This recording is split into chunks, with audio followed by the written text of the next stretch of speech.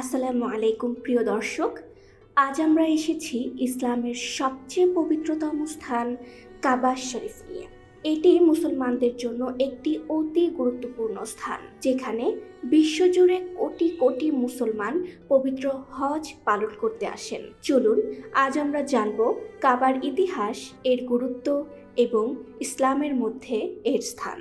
কাবা হলো সেই স্থল যেখানে মুসলমানরা প্রতিদিন 5 বার নামাজের দিকে মুখ করে থাকেন। এটি মক্কার কেন্দ্রবিন্দু এবং আল্লাহর ঘর। কিন্তু কাবার ইতিহাস কেবল একটি স্থানের চেয়েও অনেক গভীর। কাবার ইতিহাস প্রাচীন।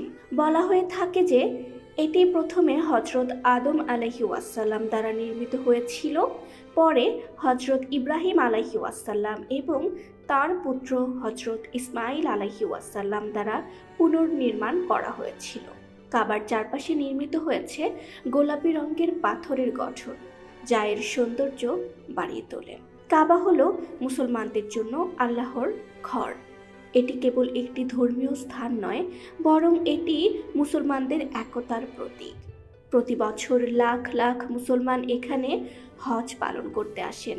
হজ ইসলামের 5টি স্তম্ভের মধ্যে একটি, যা প্রতিটি মুসলমানদের জন্য অন্তত একবার করার নির্দেশ দেওয়া হয়েছে। হজের সময় মুসলমানরা কাবার চারপাশে 7 বার তাওয়াফ করে।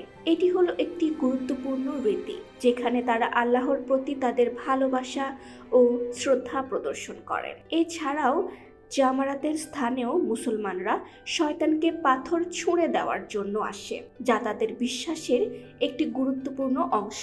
কাবার সৌন্দর্য আপনাকে মুগ্ধ করবে।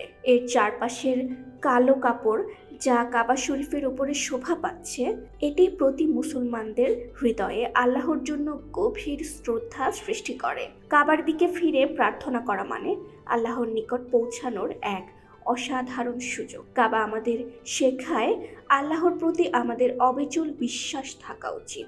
এটি আমাদের মনে করিয়ে দেয় আমরা যেখানেই থাকি না কেন, আমাদের একমাত্র লক্ষ্য হওয়া উচিত আল্লাহর সন্তুষ্টি লাভ করা। কাবার সামনে দাঁড়িয়ে আমরা আমাদের সমস্ত সমস্যা এবং উদ্বেগ আল্লাহর কাছে নিয়ে যেতে পারি। প্রিয় দর্শক, কাবা আমাদের ধর্মের একটি অমূল্য রত্ন।